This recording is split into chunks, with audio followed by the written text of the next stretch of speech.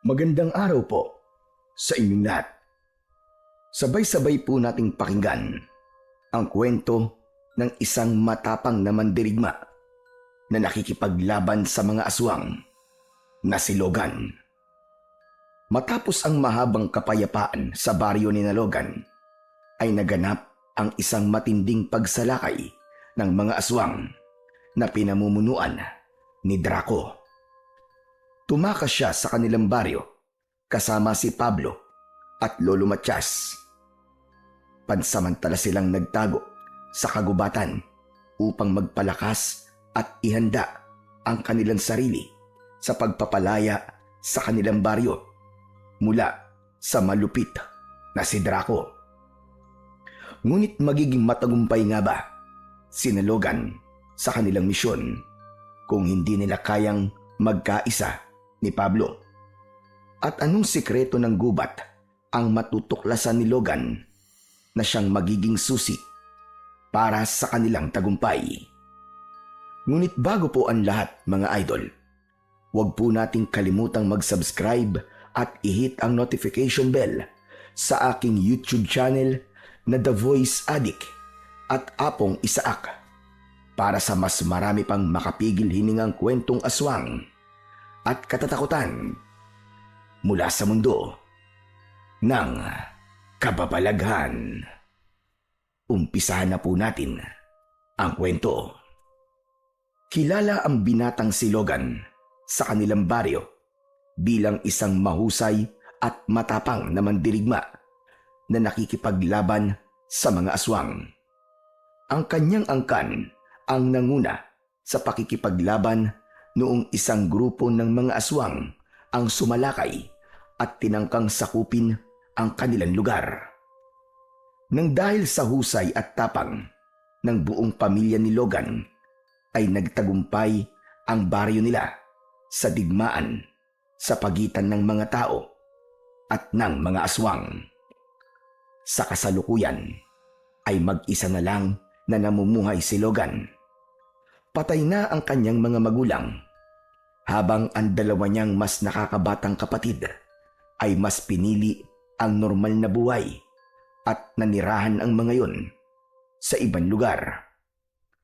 Habang si Logan ay piniling manatili sa kanilang baryo upang maging isa sa mga tagapagtanggol kung sakaling muling sumalakay ang mga aswang. Isang umaga, abala si Logan sa pagsisibak ng kahoy sa harapan ng kanyang kubo. Wala siyang pang-itaas, kaya lantad ang kanyang matipunong pangangatawan. Lahat ng mga dalagang nakakakita sa kanya ay kinikilig at napapahagikgik. Napahinto si Logan sa kanyang ginagawa nang dumating ang isang matandang lalaki. Magandang umaga, Logan. Lolo Matias, ikaw po pala. Ano po't napanito ka ng ganito kaaga? May kailangan kasi ako sabihin sa iyo. Isang mahalagang bagay. Nanaginip ako kagabi at sigurado ako na isa yung pangitain tungkol sa ating baryo. Ano pong nakita niyo sa inyong panaginip, Lolo Matias? Magulo ang aking panaginip, pero nakita ko ang pagdanak ng dugo at napakaraming bangkay na nakahandusay. Nilamon ang kadiliman ng ating baryo. At sa gitna ng lahat ng iyon, ay isang mabangis at nakakatakot na aswang ang aking nakita. Si Draco. Malakas ang pakiramdam ko, Logan. May posibilidad na magbalik si Draco dito sa baryo natin upang muling subuking angkinin ang ating lugar at gawing alipin ang mga tao rito. Si Draco? Teka, parang imposible naman pong mangyari yan. Hindi ba't matagal na siyang nakakulong sa kuweba ng kadiliman? Hindi na siya makakawala ron. Dahil isa kayo sa nagsagawa ng ritual upang hindi na siya makatakas sa kuwebang yun. Yan nga rin ang aking ipinagtataka. Malakas ang dasal at orasyon na iniligay namin sa kuwebang yun upang hindi na makalaya roon si Draco kailanpaman. Ngunit hindi natin alam ang mga nangyari sa nakalipas na mga taon. May mga bagay na hindi natin alam na posible palang mangyari. Kaya naisip ko na kailangan nating makasiguro na naroon pa rin si Draco sa Kuweba ng Kadiliman. Kung ganon, magtutungo po tayo sa Kuweba ng Kadiliman. Tama po ba ako? Ganon na nga, Logan. Kailangan natin yung gawin upang mawala na ang aking pangamba kapag nasiguro kong nakakulong pa rin doon si Draco. Sige po, Lolo Matias. Sasamahan ko po kayo. Maraming salamat. Talagang hindi ako nagkamali sa paglapit sa iyo tungkol sa bagay na ito. Kilala niyo naman po ako, Lolo Matias. Basta para ho sa kapakanan at kaligtasan ng ating baryo, ay handa akong tumulong palagi. Kung ganun kailan niyo po pala balak magpunta sa Kuweba ng Kadiliman? Ngayon na sana, Logan. Hindi ko na kasi kayang magpalipas pa ng isang gabi para makuha ang kasagutan na gusto kong malaman. Sige wala akong problema. Sandali lang magsasarado lang po ako ng bahay ko. Sige, magkita na lamang tayo sa bukana ng gubat dahil may mga kukunin pa ako sa bahay ko. Pagkaalis ni Lolo Matias, ay nagsimula na si Logan na isarado ang kanyang bahay. Dinala na rin niya ang kanyang itak na minana pa niya sa kanyang ama. May kabang naramdaman si Logan sa mga sinabi ni Lolo Matias. Kilala kasi sa baryo nila ang matandang lalaki bilang isang mahusay na albularyo at antingero. Mula ito sa pamilya ng mga babaylan, kaya may kakayahan din si Lolo Matias na malaman ang mangyayari sa hinaharap sa pamamagitan ng panaginip. Maraming beses na nilang napatunayan na nagkakatotoo ang mga pangitain ni Lolo Matias, kaya hindi maaaring baliwalain ni Logan ang sinabi nito sa kanya. Makalipas ang ilang sandali, ay nagsimula ng maglakad si Logan papunta sa bukana ng gubat. Sa kanyang paglalakad ay nakasalubong niya ang kababata niyang si Pablo. Matanda si Pablo sa kanya ng 1 taon. Dala nito ang pana at palaso nito. Bukod kay Logan, isa rin si Pablo sa mahuhusay na mandirigma ng kanilang baryo. Hindi ito mula sa lahi ng mga manunugis, pero ang pagkamatay ng mga magulang nito sa kamay ng mga aswang ang nagtulak dito upang makipaglaban sa mga aswang. Logan, mabuti na lang at nakita kita. Maglaban ulit tayo. Sisiguraduhin ko sa'yo na hindi ka naman nanalo sa akin. Pablo, wala akong oras sa ganyang mga bagay. May importanteng bagay pa akong gagawin. Sus, nagdadahilan ka lang Bakit? Natatakot ka bang makakabawi na ako sa'yo, ha? Tara na sa liwasan. Doon tayo maglaban. Seryoso ko, Pablo. Sa ibang araw na lang natin gawin yan. Pasensya ka na. Nilagpasan ni Logan si Pablo, pero malakas siya nitong tinapik sa balikat. Hinawakan ni Logan ang kamay ni Pablo. Umikot siya at sa isang kisap mata ay pinilipit niya ng bahagya ang braso ni Pablo. Namilipit sa sakit na napapaluhod si Pablo habang bakas sa muka ang sakit. Aray ko! Tama na, masakit! Aray! O yan, pinagbigyan na kita sa laban na gusto mo Sa tingin mo ba'y natatakot ako na matalo mo ako? Tignan mo nga at napakadali mo mapabagsak. Inakawalan din agad ni Logan si Pablo. Nakangiwing tumayo si Pablo habang masama ang tingin kay Logan. Napakayabang mo talaga. Palibasa, galing ka sa pamilya ng mga manunugis. Bata ka pa lang ay sinanay ka na sa pakikipaglaban. Bakit? Kasalanan ko ba na galing ako sa ganong uri ng pamilya? Ako ba ang pumili sa kanila? Alam mo, Pablo, kailangan ko na talagang umalis. Pasensya na. Ano ba kasi ang importanteng gagawin mo, ha? Saka ako nasasabihin sa'yo. Sige na, aalis na ako. Matapos yun, ay muli nang naglakad si Logan at hindi na niya nilingon pa si Pablo.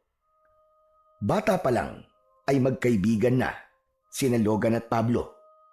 Nang magbinata sila ay doon na nagsimula ang tila lihim na paligsahan nila sa lahat ng bagay. Nagsimula yon noong nanligaw sila sa iisang babae at si Logan ang sinagot ng babaeng yon. Doon na nag-umpisa ang inis ni Pablo kay Logan. Ramdam ni Logan na nais ni Pablo na higitan siya sa lahat ng bagay, lalo na nang magdesisyon si Pablo na maging isang mandirigma. Palagi siya nitong hinahamon sa isang laban upang subukang talunin siya. Pero sa lahat naman ng pagkakataon ay palaging nananalo si Logan. Ganun pa man, hindi nakikipagpaligsahan si Logan kay Pablo dahil para sa kanya ay walang mas nakakahigit sa isa sa kanilang dalawa. May kanya-kanya silang husay at galing, kaya wala dapat pagalingan na namamagitan sa kanilang dalawa. Naunang nakarating si Logan sa bukana ng gubat. Maya-maya pa ay dumating na rin si Lolo Matias na may bit-bit na bayong. Kanina ka pa ba rito? Hindi naman po, Lolo Matias. Halos kararating ko lang din po. Kung ganun ay tara na sa kuweba ng kadiliman. Kailangan makarating tayo ron bago sumapit ang dilim at paniguradong mahihirapan tayo sa paglalakad kapag gabi na. Aalis na sana sina Logan at Lolo Matias nang nakita nila si Pablo na papalapit sa kanila. Napakalakas naman ng boses yung dalawa. Narinig ko tuloy ang pinag-uusapan nyo. Pupunta kayo sa kuweba ng kadiliman? Bakit? Anong meron? Bakit kayo magtutungo ron? Hindi mo na kailangang malaman, Pablo. Nagmamadali kami ni Logan at kailangan na naming umalis. Teka, sandali lang. Alam kong importante ang dahilan nyo kung bakit kayo pupunta sa kuweba ng kadiliman. Hindi ba't doon nakakulong si Draco? Ano ba talaga nangyayari? Ang damot nyo naman sa impormasyon. Lolo Matias, isa ako sa mga mandirigmang nakikipaglaban sa mga aswang, tapos ngayon ay parang binabaliwala nyo yata ako. Bakit, Lolo Matias? Si Logan lang ba ang gusto nyong isama sa pupuntahan nyo? Lolo, siguro po ay tama si Pablo. Karapatan niyang malaman kung anong dahilan kung bakit tayo magtutungo sa kuweba ng kadiliman. Mabuti naman at naisip mo yan, Logan. Ano, Lolo Matias? Sabihin mo na sa akin ang dapat kong malaman. Ay nako. Sige, sasabihin ko na sa iyo ang pakay namin sa kuweba ng kadiliman. Magtutungo kami roon upang masiguro na naroon pa rin si Draco. Nakakita kasi ako ng pangitain na sumalakay si Draco sa ating baryo.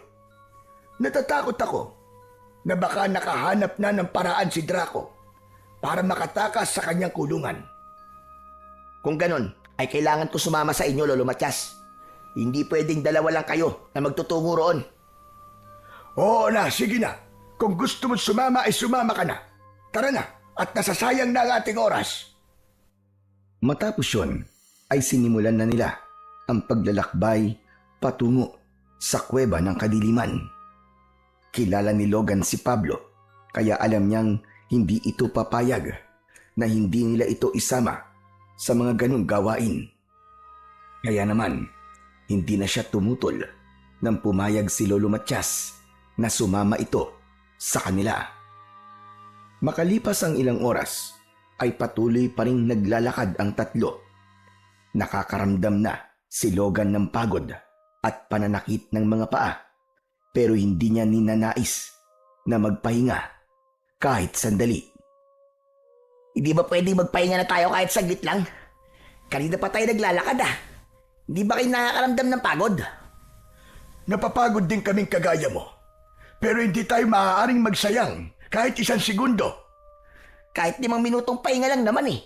Para namang napakatagal ng 5 minuto. Kung napapagod ka na, ay maaari ka nang bumalik sa baryo, Pablo. Hindi ko kailangan ng isang reklamador na kagaya mo sa paglalakbay na ito. Gusto ko lang naman magpahinga eh. Reklamador na kagad. Pabihira naman yan, oo. Bakit kasi hindi ka rito gumaya kay Logan na walang reklamo? Ay nako, naikumpara niyo na naman ako kay Logan. Sa bagay, wala naman ng bago dyan eh. Para naman sa inyong lahat ay si Logan ang pinakamagaling at pinakamabait. Ganyan naman talaga kayo, Lolo Matias eh. Puro na lang si Logan, puro na lang si Logan ang nakikita niyong magaling. Tapos kapag may nagagawa akong maganda, ay bulag-bulagan kayo. Pero kapag nagkamali naman ako, grabe kayo kung sermonan ako. Pablo, tama na. Hindi ka dapat ganyan magsalita kay Lolo Matias. Baka nakakalimutan mo kung sino siya sa ating baryo. Iginagalang siya dahil sa napakaraming ambag niya sa baryo natin. Kaya sana, kausapin mo siya ng may paggalang. Bakit? Ako rin naman ah. Marami na akong nagawa at naiambag sa baryo natin. Pero bakit hanggang ngayon ay hindi ko pa rin nakukuha ang paggalang ng mga tao ron? Kailangan bang umabot muna ako sa edad ni Lolo Matias bago yun mangyari? Tama na. Tama na, Pablo. Hindi makakatulong kung pag-uusapan natin sa oras na to ang mga himutok mo sa buhay. Manahimik ka na, maaari ba? Nagpasalamat si Logan nang hindi na nagsalita si Pablo. Pero ramdam niya ang inis nito dahil sa naging takbo ng kanilang pag-uusap. Para kay Logan ay mali nang iniisip si Pablo na hindi ito iginagalang sa baryo nila. Alam niyang maraming tao ang humahanga rito dahil sa pagiging mandirigma nito. Yun nga lang, hindi marunong makontento si Pablo sa pagtrato ng mga tao rito na parabang may hinahanap pa ito, kaya pakiramdam nito ay palagi itong nasa likuran ni Logan. Hapon na nang makarating sina Logan sa kuweba ng kadiliman. Agad niyang naramdaman ang mabigat na aura sa paligid. Kinilabutan siya at nagtaasan ang balahibo niya sa braso. Ang bukana ng kuweba ay natatakpan ng pinagpatong-patong na mga bato. Yun ang nagsisilbing selyo upang hindi makalabas doon si Draco. Oh, mukhang hindi naman nagalaw ang mga bato ah. Ibig sabihin, nasa loob pa rin yan si Draco. O ano, pwede na ba tayo umalis? Hindi pa tayo maaaring umalis. Kailangan nating masigurong nasa loob pa si Draco. Papasukin natin ang kuweba. Lolo Matias, sigurado po ba kayo sa gagawin natin? Natali sa loob si Draco. Kung nandiyan pa siya sa loob, ay hindi niya tayo magagawang saktan. Ang kailangan ko lang munang gawin ay alisin ang inilagay naming dasal sa mga bato na nakaharang sa bunganga ng kuweba. Lumapit si Lolo Matias sa mga batong nakaharang sa bunganga ng kuweba. Inilapat nito ang dalawa nitong mga kamay sa mga bato at saka ito mariing pumikit. May inusal na dasal ang matandang lalaki. Isa iyong mahabang dasal na ang salita ay hindi naiintindihan ni Logan. Makalipas ang ilang sandali, ay ibinukas na ni Lolo Matias ang mga mata nito at inalis na nito ang mga kamay sa mga bato. Pansamantala ko nang naalis ang selyo. Ngayon ay maaari na nating alisin ang mga nakaharang na bato. Ano? Magpapakapagod pa tayo sa pag-aalis ng mga yan? Sigurado ako na nasa loob pa niyan si Draco. At sa tagal niyang nakakulong dyan, ay patay na yon malamang. Kailangan natin makasiguro, Pablo. Kung ayaw mong tumulong ay manahimik ka na lang. Logan, halika na. Tulungan mo ako sa pag-aalis ng mga bato. Sige po, Lolo Matias. Lumapit si Logan kay Lolo Matias. Sinimulan na nila ang maingat na pag-aalis ng mga batong nakaharang sa bunganga ng kuweba. Iba't iba ang laki ng mga yon. Kaya may mga batong magaan at meron ding ubod na bigat. Ang kaninang nakatayo lang na si Pablo ay tila hindi na nakatiis at tumulong na rin. Nang tatlo na silang nag-aalis ng mga bato, ay mas naging mabilis sila hanggang sa tuluyan na nilang naalis lahat ng mga bato. May kinuwang sulo si Lolo Matias sa loob ng dala nitong bayong. Sinindihan nito yun gamit ang posporo. Yun ang naging tanglaw nila nang pumasok na sila sa loob ng kuweba. Malamig doon at mas lalong naging mabigat ang hangin. Matapos ang halos 15 minutong paglalakad, ay narating na ng tatlo ang dulo ng kuweba. Lahat sila ay nagimbal nang makitang wala na si Draco sa malapad na bato kung saan yung dating nakatali. Diyos ko! Ito na nga ba sinasabi ko? Tama nga ang aking panaginip. Wala na rito si Draco. Nakatakas siya. Pero paano po siya nakatakas sa kuwebang to? Hindi po nasira yung mga nakaharang na bato sa labasan nitong kuweba. Masyado nyo kasi minaliit si Draco. Dapat nilakasan nyo pa ang dasal na ginawa nyo rito noon, Lolo Matias. Malakas na dasal at orasyon na ang aming ginawa noon. Kaya nakapagtataka na nagawa pa rin niyang makatakas. Iginala ni Logan ang mata sa paligid hanggang sa may nakita siyang hukay sa lupa na kasya ang isang tao.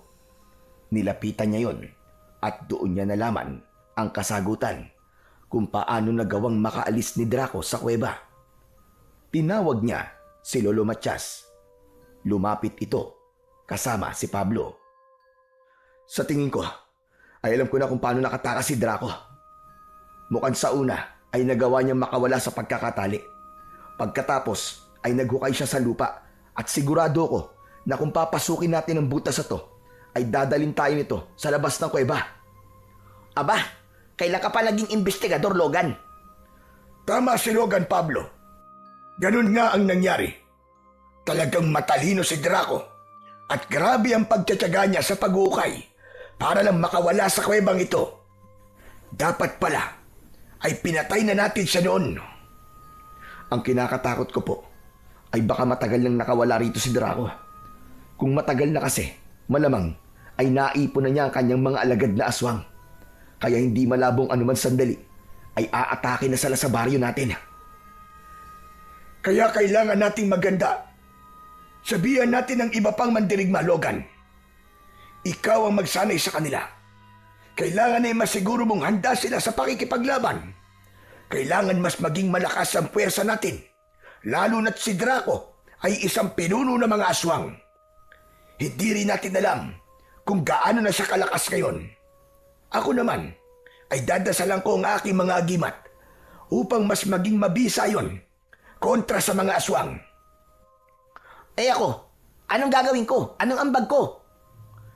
Magsanay ka rin, Pablo. Palakasin mo ang iyong sarili. Ha? Yun lang ang gagawin ko?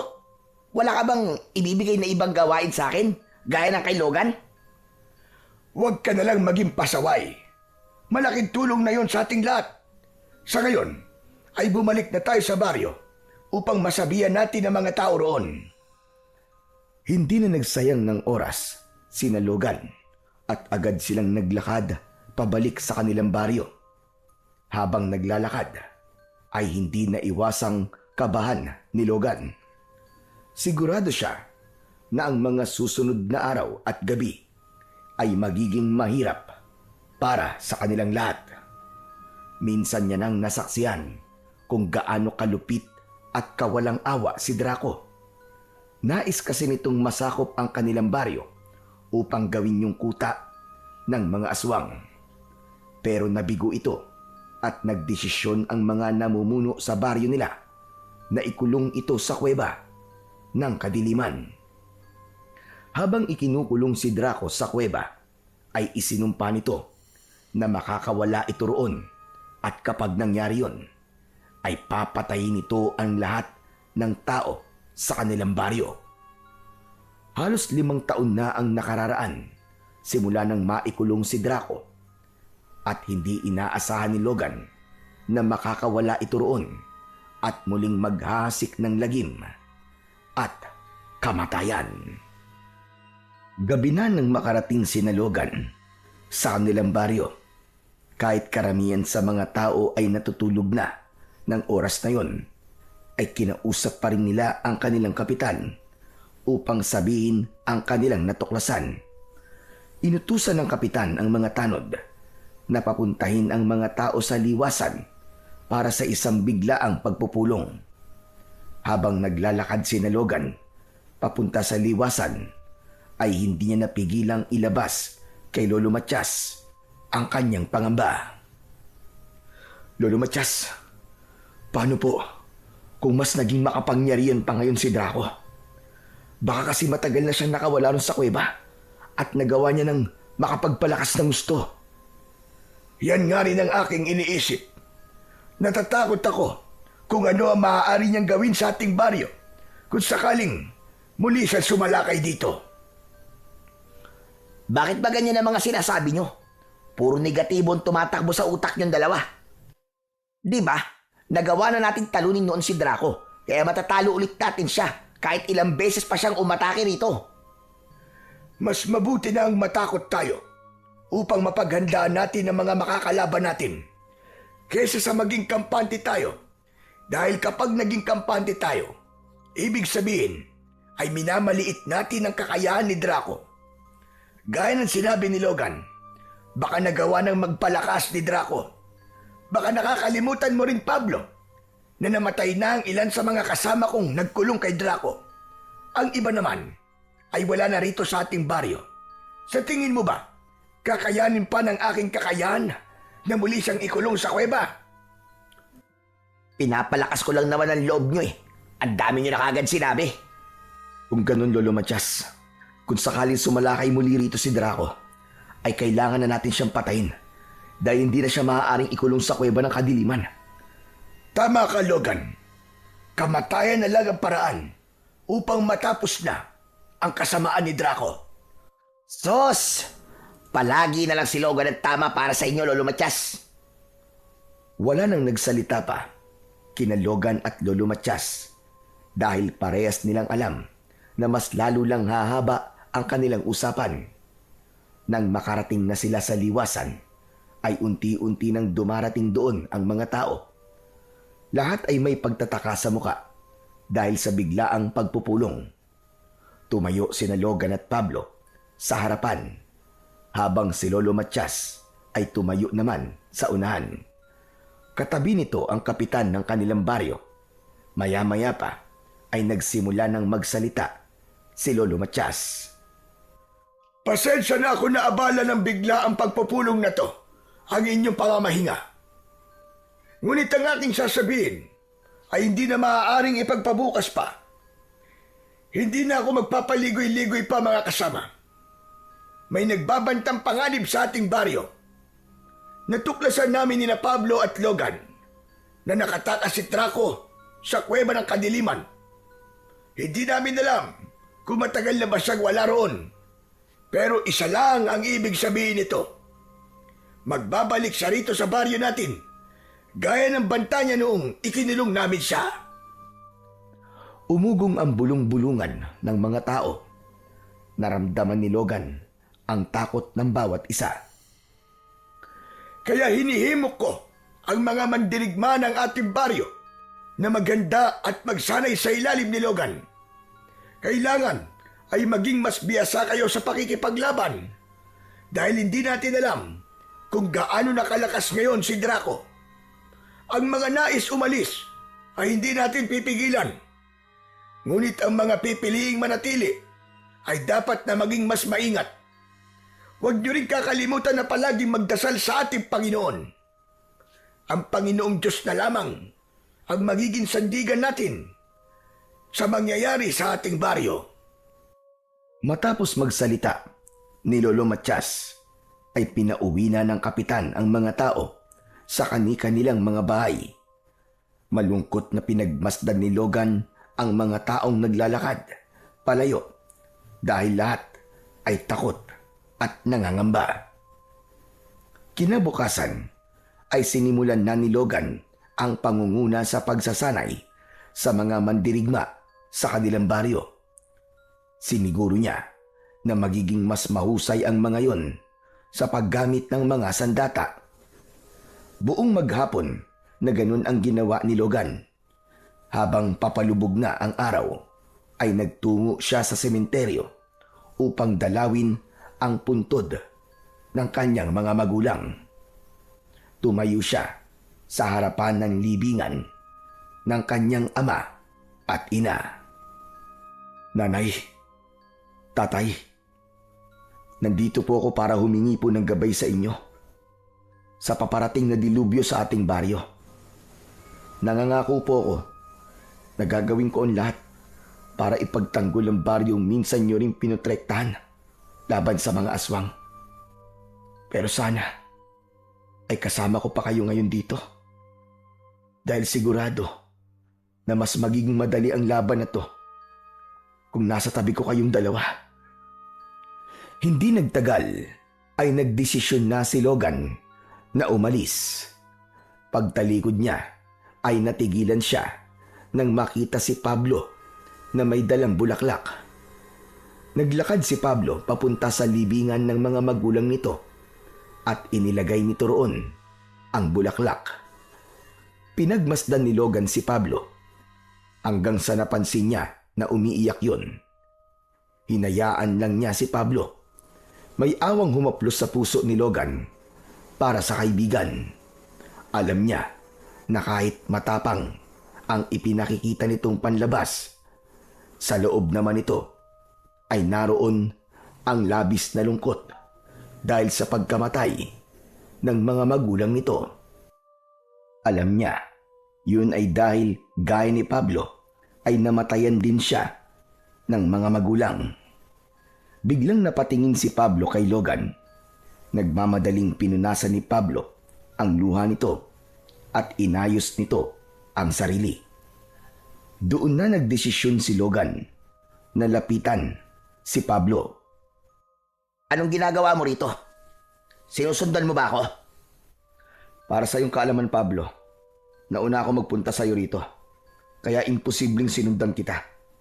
Ano? Hindi ako umiiyak ha. Napuwing lang ako. Humangin kasi na malakas tapos may pumasok na kung ano sa mata ko. Wala naman ako sinabing umiiyak ka. Saka Pablo, huwag mong ikahiya ang pag-iyak mo. Hindi yan kabawasan sa pagkalalaki mo. Alam ko ang pakiramdam ng nawalan ng magulang dahil parehas natin pinagdaanan yon. Aaminin ko, hanggang ngayon, nasasaktan at umiiyak pa rin ako. Hindi ka ba marunong makaintindi? Sinabi lang hindi ako umiiyak eh. O sige, kung di ka umiiyak, hindi na. Sinasabi ko lang naman na walang masama sa pag-iyak. Sige na, mauna na ako sa'yo. Mag-iingat ka sa pag-uwi mo. Teka, sandali lang. O bakit? Logan, gaano ka kasigurado na matatalo at mapapatay natin si Draco sa sandaling sumalakay siya muli? Sa totoo lang, hindi ko alam, Pablo. Ang sabi nga ni Lolo Matias, hindi tayo maaaring maging kampante sa pagkakataon na to. Gusto kong sabihin mo na mapapatay natin siya, Logan. Gusto kong mamatay ang hayop na aswang na yon. Dahil siya ang pumatay sa aking mga magulang. Ang kamatayan lang niya ang magbibigay ng mustisya sa nangyari sa tatay at nanay ko. Kaya kailangan nating maganda, Pablo.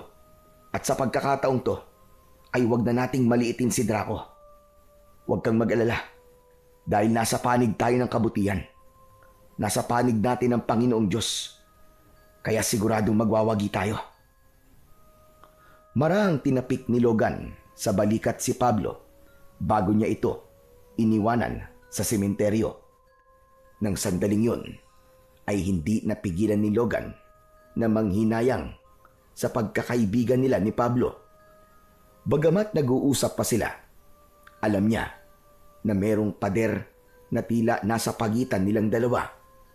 Kaya naman, sa tuwing nagdadasal siya, ay hindi niya kinakalimutan na hilingin sa Diyos na sana ay bumalik ang dating pagkakaibigan na meron sila ni Pablo. Lumipas ang ilang gabi na walang pag-atake ng mga aswang ang nangyari. Ganun pa man, hindi pa rin naging kampante si Logan.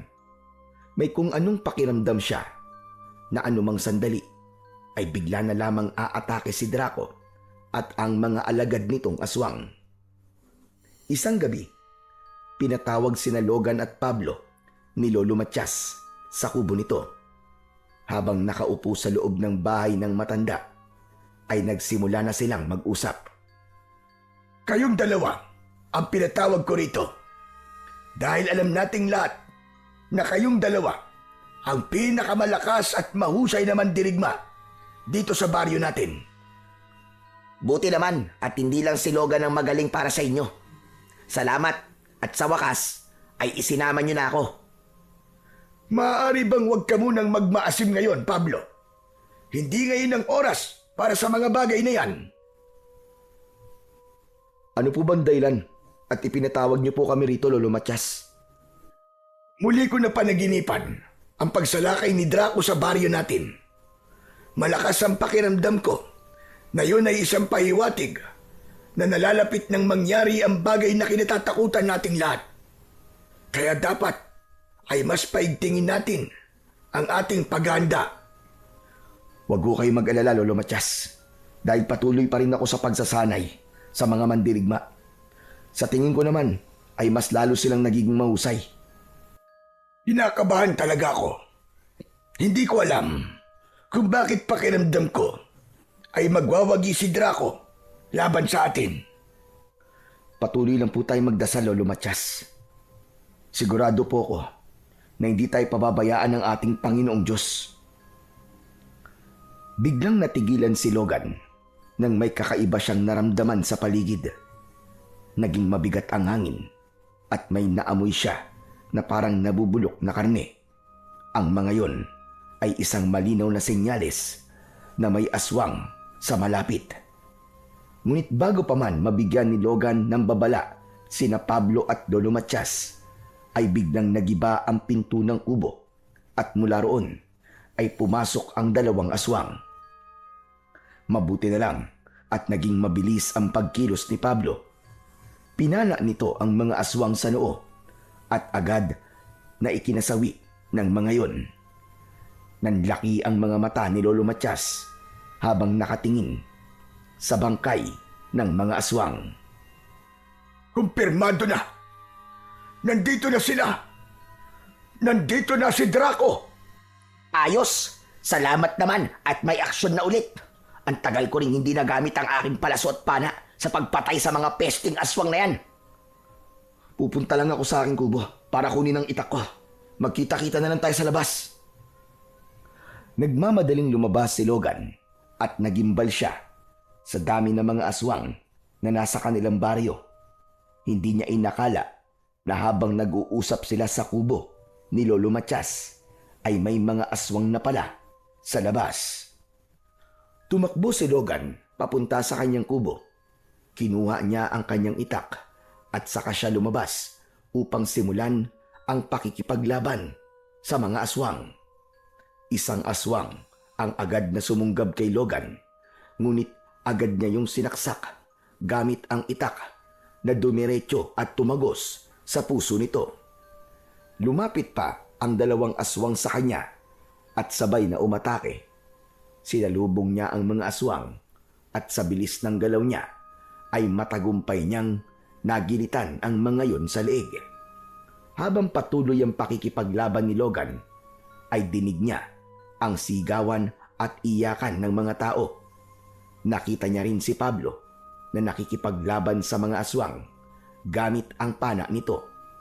Samantala, si Lolo Matias ay buong tapang na hinarap ang mga aswang gamit ang isang itak. Nagkaroon ng pagkakataon si Logan na lapitan si Lolo Matias. Lolo Matias, parang hindi po sila nauubos. Parami sila ng parami. Mukhang mas marami ng alagad ngayon si Draco. Pero kailangan natin makita si Draco. Kapag napatay natin siya, sigurado ako na mawawala ng lakas ang loob ang mga alagad niya. Hindi ko pa po siya nakikita. Muling naghiwa-hiwalay sina Logan at Lolo Matias upang ipagpatuloy ang pakikipaglaban. Isang batang babae ang nakita ni Logan na umiiyak sa ilalim ng isang puno. Lalapitan niya sana yon, pero isang aswang ang biglang sumunggab sa kanya. Bumagsak siya sa lupa at bago pa siya makabangon ay isang aswang ang pumaibabaw sa kanya at kinagat siya sa balikat. May 2 aswang pa ang dumating at kinagat siya ng mga yon sa iba't ibang parte ng kanyang katawan. Malakas na napasigaw si Logan dahil sa labis na sakit. Ang buong akala ni Logan ay katapusan niya na, pero may mga palaso na tumusok sa ulo ng mga aswang na umaatake sa kanya. Sabay-sabay na bumagsak ang mga aswang. Agad na kinuha ni Logan ang itak na nabitiwan niya. Biglang dumating si Pablo at inilahad nito ang isa nitong kamay. Maraming salamat, Pablo. Salamat sa pagliligtas mo sa buhay ko. Akala ko pababayaan mo na ako eh. Mamaya ka na magdrama. Tumayo ka na dyan. Tinanggap ni Logan ang kamay ni Pablo. Hinila siya nito. Muling napasigaw si Logan dahil sa sobrang sakit ng mga sugat niya sa kanyang katawan. Bahagya na rin siyang nakaramdam ng panghihina dahil sa mga dugong nawawala sa kanya. Muntik pang mapaluhod si Logan pero mabilis siyang naalalayan ni Pablo. O ano? Kaya mo pa bang makipaglaban? Kailangan kong kayanin. Tayo na lang ang inaasahan ng mga tao. Hindi. Hindi mo na kayang lumaban. Napakarami mo ng sugat at marami ng dugong nawawala sa'yo. Halika na. Kailangan ba ilayo kita rito? Huwag mo kong ilalayo, Pablo. Makikipaglaban pa ako. Bitiwan mo ako. Huwag ka nang matigas ang ulo. Baka pag pinilit mo pa makipaglaban, ay makasama mo na ang mga magulang mo sa kabilang buhay. Wala nang nagawa si Logan. Nang isampa siya ni Pablo sa likod nito, mabilis itong tumakbo palayo sa labanan hanggang sa narinig nila ang pagtawag ni Lolo Matias sa kanilang likuran. Sandaling huminto si Pablo at nang makalapit si Lolo Matias sa kanila ay may mga sugat din ito. Anong nangyari kay Logan? Hindi niyo po ba nakikita? Sugatan siya. Pinagtulungan siya ng 3 aswang. Ibaba mo ako, Pablo. Ibaba mo ako. Kailangan ko pa makipaglaban. Kailangan ako ng mga tao sa baryo natin. Ang tigas talaga ng ulo mo. Sa tingin mo ba'y makakalaban ka pa sa kondisyon mo ngayon? Hindi mo na nga kayang makatayo na mag-isa eh. Magtago na muna tayo sa ngayon. Hindi pwedeng isa sa atin ang mamamatay. Dahil mas lalong mawawala ng pag-asa ang mga tao rito. Tara na, sumunod kayo sa akin. Nauna si Lolo Matias, kina Logan at Pablo. Sinundan ito ni Pablo hanggang sa makalayo na sila sa pinangyayarian ng laban. Nagtago sila sa likod ng isang malaking bato. Inihiga ni Pablo si Logan sa lupa. Mula roon ay dinig pa rin nila ang sigawan ng mga tao. Lolo Matias, ang mga tao, kailangan nila ng tulong natin. Bago mo tulungan ng ibang tao, ay kailangan mo munang tulungan ang sarili mo, Logan. Hindi mo na kaya makipaglaban. At kung ipipilit mo ang gusto mo, sigurado ko na mapapatay ka ng mga aswang. Nang halos hindi na maigalaw ni Logan ang kanyang katawan, ay napagtanto niya na hindi na talaga niya kayang makipaglaban sa kalagayan niya. Pakiramdam niya ay dinudurog ang puso niya ng sandaling yun. Alam niya na marami ng tao ang napatay ng mga aswang at masakit para sa kanya na wala siyang magawa para tulungan o iligtas ang mga yun. Lolo Matias, bakit parang mas lumakas sa mga aswang? Hindi ba mga pangkaraniwang aswang lamang sila? Sa palagay ko, ay nakakonekta ang lakas ng mga aswang kay Draco. Kumbaga, iisa na sila ngayon. Hindi ko alam kung paano yun nagawa ni Draco, pero yun lamang ang makakapagpaliwanag kung bakit mas lumakas ang mga alagad ni Draco. Kung ganun, kailangan nating mapatay si Draco at tapos na ang problema natin. Kaya lang, hindi ko pa rin nakikita si Draco. Ang bihira. Nasaan ba ang hayop na yon at ayaw pang lumabas? Matapos yung sabihin ni Pablo, ay biglang tumahimik ang paligid. Pilit na tumingin si Logan sa pinanggagalingan nila. Nakita niya ang pagdating ng isang aswang na matangkad at may malaking katawan. Hindi siya maaaring magkamali. Si Draco ang aswang na yon. Si Draco, dumating na siya. Ano? Sugurin ko na ba siya? Hindi siya sasantuin ng palaso ko. Huwag mo na, Pablo. Parang pagpapakamatay ang gagawin mo na yan. Hindi pa natin siya kaya. Lalo na't sugatan si Logan. Maya-maya ay narinig nila ang nakakatakot at malaking boses ni Draco. Sa wakas, nangyari na ang matagal kong inakasama.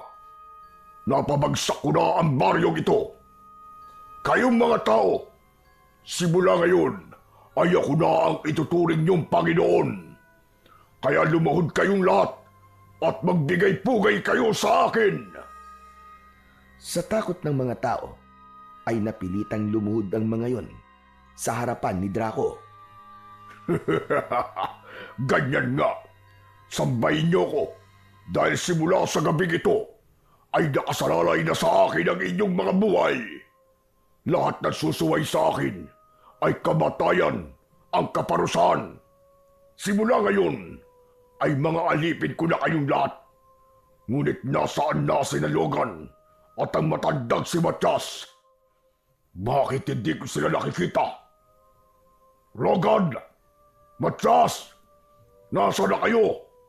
Bakit hindi kayo magpakita sa akin? Bakit hindi ako nabanggit ng mukong na yun? Hindi ba niya ako kilala? Isa ako sa nakipaglaban sa kanya noon. Umalis na tayo rito. Bago pa tayo makita ni Draco, hindi pa natin siya kayang harapin sa sandaling ito. Lalo na sa kalagayan ni Logan. Sa ngayon, ay tatakas muna tayo at magpapalakas. O kaya, ay maghahanap tayo ng paraan para matalo si Draco. Pablo, buhatin mo na si Logan. Sa gubat tayo magtatago. Hindi na pumalag si Logan nang buhatin siya ni Pablo. Tahimik at nagmamadali silang lumayo. Tinaak nila ang daan papunta sa gubat. Nais mang makipaglaban ni Logan kay Draco, pero napagtanto niya na tama sina Pablo at Lolo Matias. Silang tatlo na lang ang pag-asa ng kanilang baryo upang makalaya ito mula kay Draco at hindi pwedeng may mangyaring masama sa kahit isa sa kanila. Matapos ang ilang oras na paglalakad, ay huminto sila at ibinaba na siya ni Pablo sa tabi ng isang puno. Ramdam pa rin niya ang labis na panghihina. Ano nang gagawin natin ngayon, Lolo Matias? Kailangan muna nating magpalakas. Lalong-lalo ka na, Logan. Dapat ay maghilom muna ang mga sugat mo bago tayo bumalik sa baryo upang labanan si Draco. Ang mga tao ho sa baryo, paano sila? Sigurado ako na sa sandaling to ay takot na takot sila. Baka isa-isa na rin silang pinapatay ng hayop na Draco na yun. Marahil din ay iniisip nila na inabando na natin sila dahil wala na tayo ron.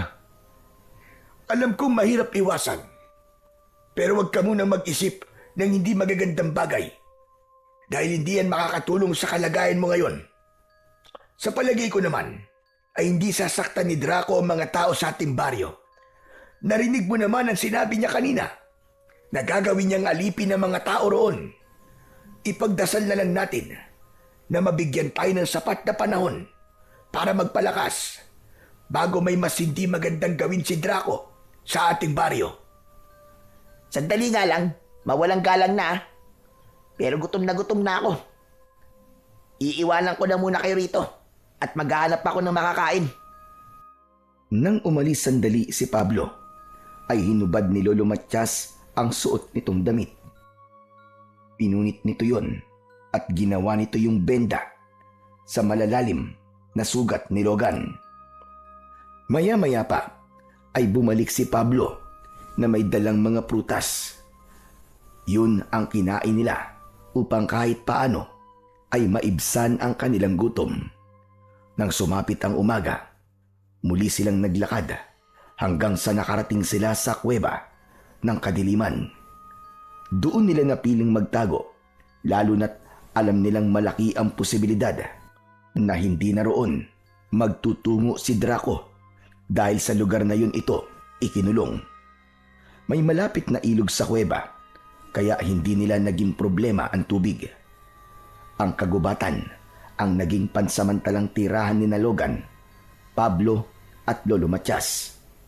Patuloy na nagpagaling si Logan mula sa mga sugat na nakuha niya sa laban.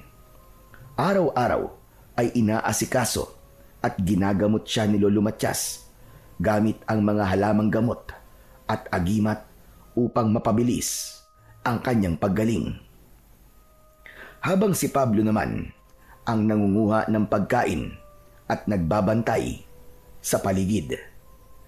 Isang umaga, nakaupo si Logan sa bato sa tabi ng ilog nang lumapit sa kanya si Lolo Matias. Nasaan po si Pablo? Kanina ko pa po siya hindi nakikita. Ayun, naghahanap ng makakain natin. Mabuti naman at kahit paano ay nagbabago na si Pablo. Mukhang nauunawaan na niya kung gaano kabigat at kaseryoso ang sitwasyon natin ngayon. Mabait naman po talaga si Pablo eh. Sadyang ikinukumpara lang niya ang sarili niya sa akin. Kaya minsan ay hindi siya magandang magsalita. Doon po siguro niya nilalabas ang inis niya sa akin. Alam ko naman yan. Kaya minsan, sinasagot ko rin siya para magkaroon siya ng kamalayan na hindi na tama ang lumalabas sa bibig niya. Oo nga pala, kanina pa kita tinitignan. Ang lalim yata ng iniisip mo. Iniisip ko lang po kasi ang baryo natin at kung ano na ang nangyayari sa mga tao ron. Halos 1 linggo na po kasi tayo nagtatago at wala pa tayong ideya kung ano na ang nangyayari ngayon sa baryo natin. Yan nga rin ang iniisip ko. Pero medyo sariwa pa ang mga sugat mo, Logan. Kung iniisip mo, napapayagan na kitang harapin mo si Draco, ay nagkakamali ka. Huwag ho kayo mag-alala, Lolo Matias. Hindi ko ho gagawin yon. Alam ko pong pagpapakamatay ang gagawin ko kung susugod ako ngayon kina Draco. Kailangan ko pang magpalakas. Hindi pa ako pwedeng makipaglaban sa kalagayan ko to. Pero hindi ko po akalain na 3 aswang ang makapagpapabagsak sa akin. Pakiramdam ko tuloy ay kulang ang naging paghahanda ko. Binigo ko ang baryo natin. Lolo Matias. Huwag mong sabihin yan.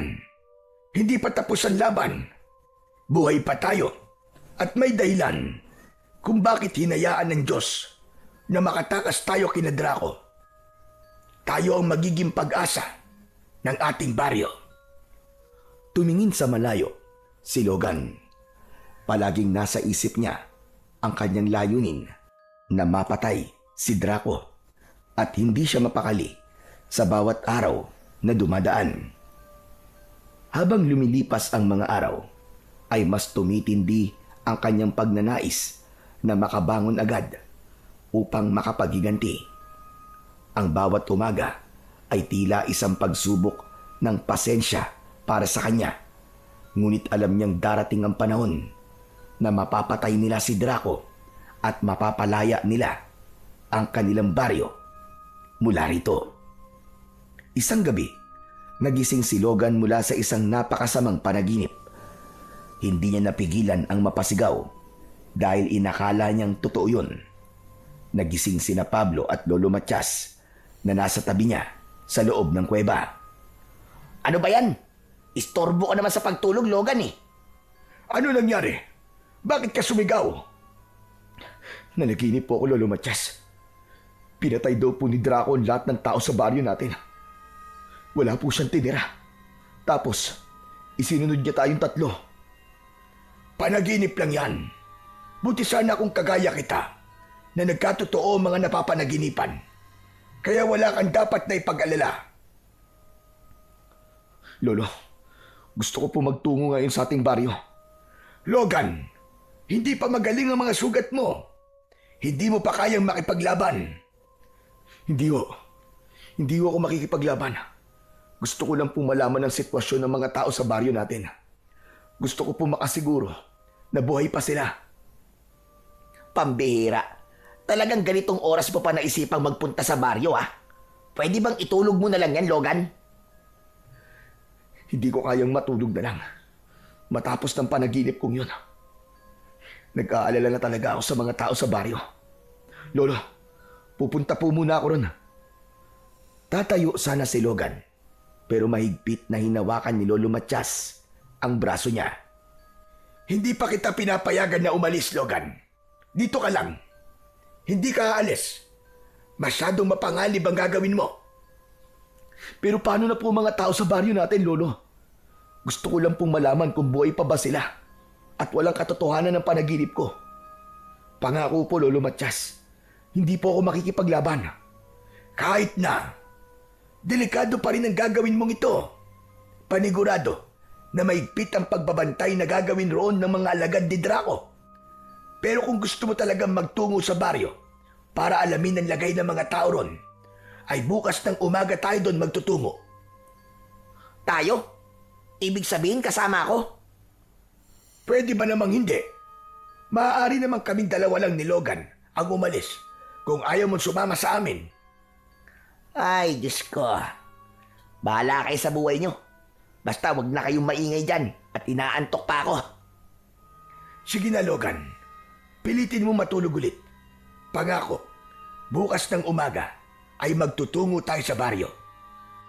Gusto mang umalis ni Logan ng oras na yon, ngunit alam niya na hindi siya magtatagumpay dahil pipigilan siya ni Lolo Matias. Napipilitan siyang bumalik sa pagkakahiga. Lumipas ang halos 1 oras, pero nananatiling gising pa rin si Logan. Hindi kasi maalis sa utak niya ang nakakatakot na panaginip niya.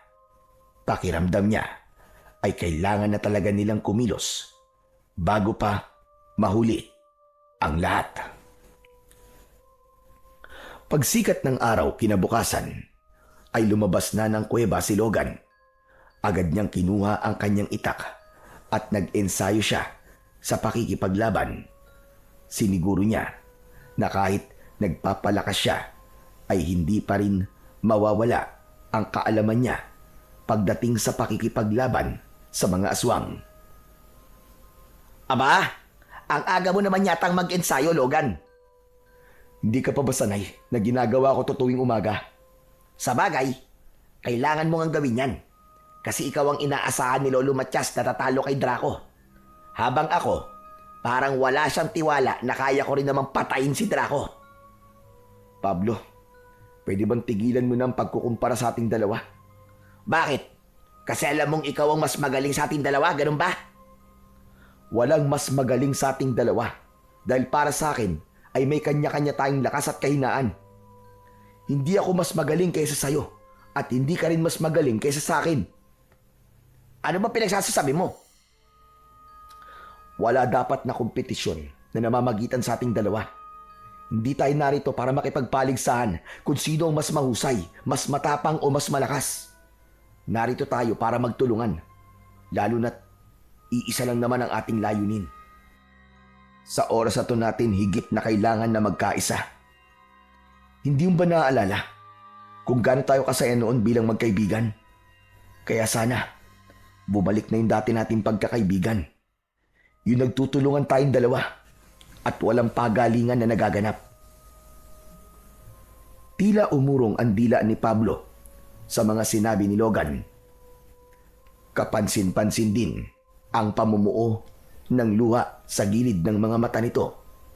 Dahil doon ay nalaman ni Logan na may tinamaan siya sa puso ni Pablo dahil sa mga salitang lumabas sa kanyang bibig.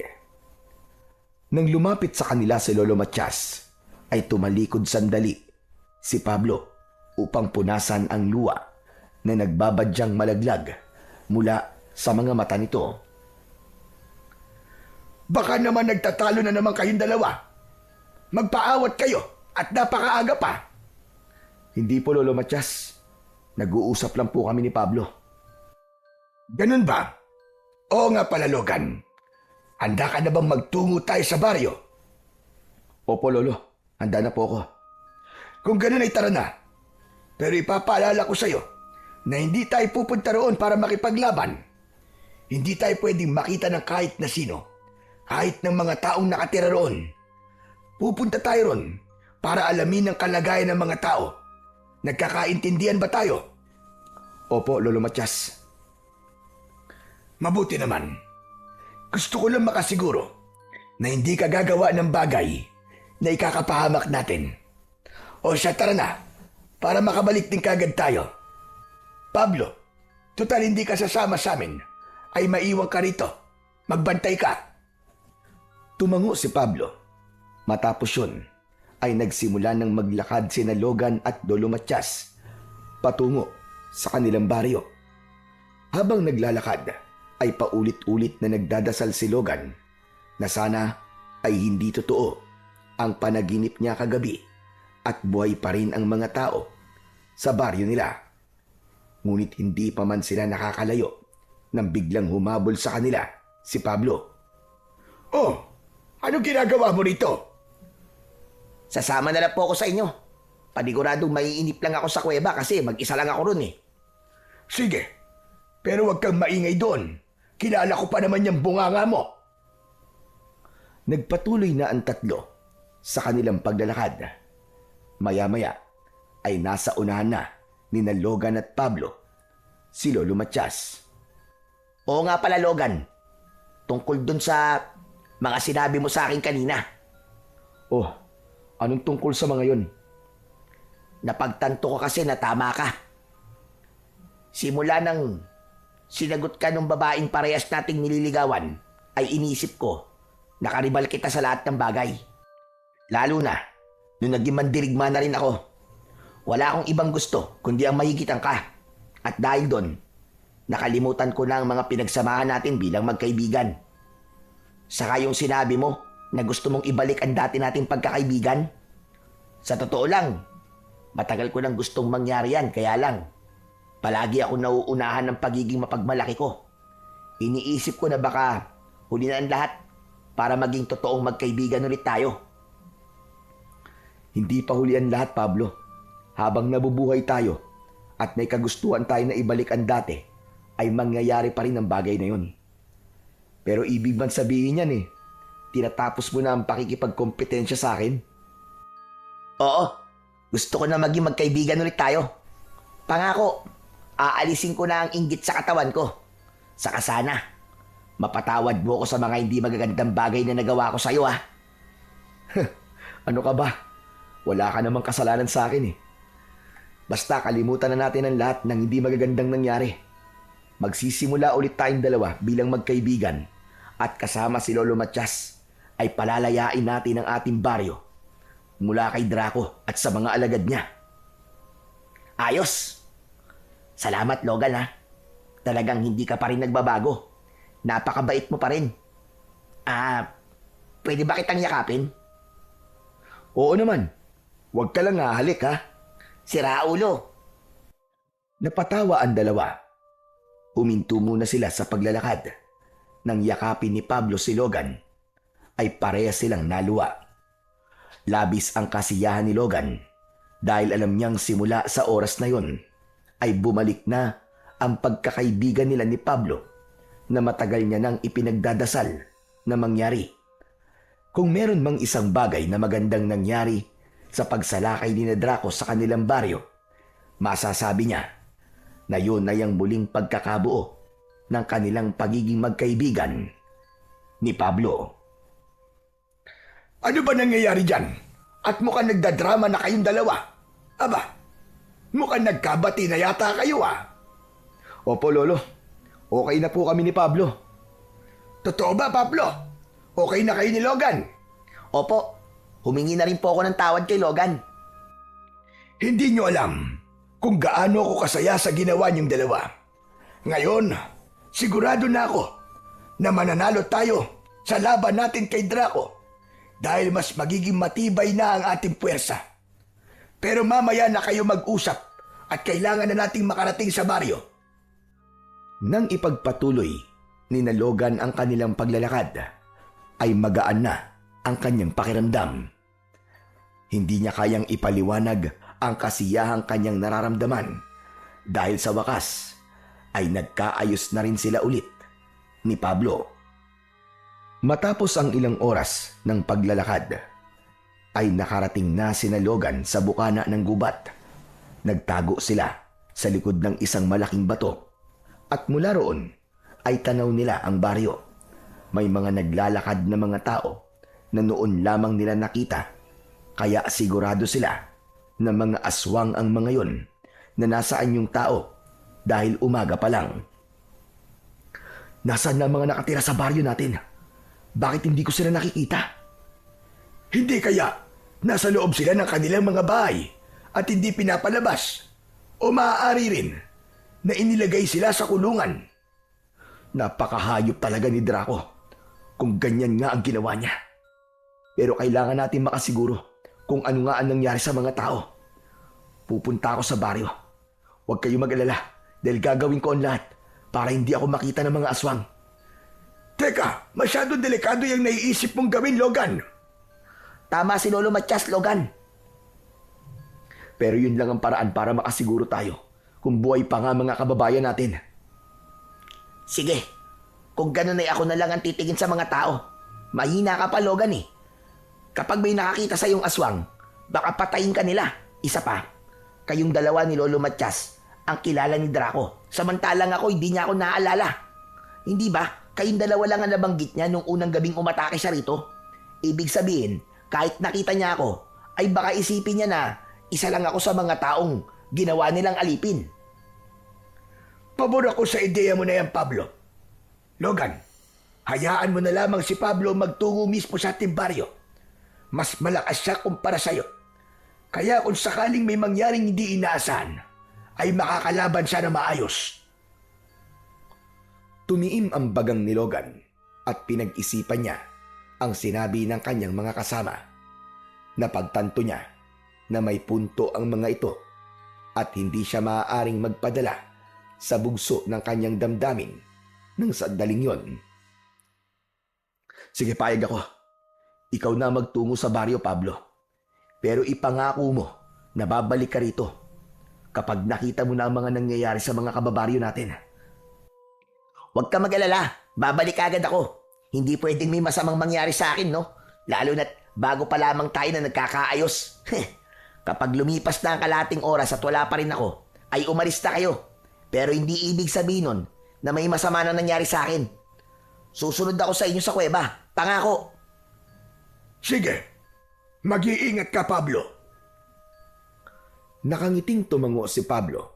Bago ito umalis, ay iniwanan nito ang pana at mga palaso nito dahil makakahalata kagad ang mga aswang kapag nakita ng mga yon na may dalang armas si Pablo.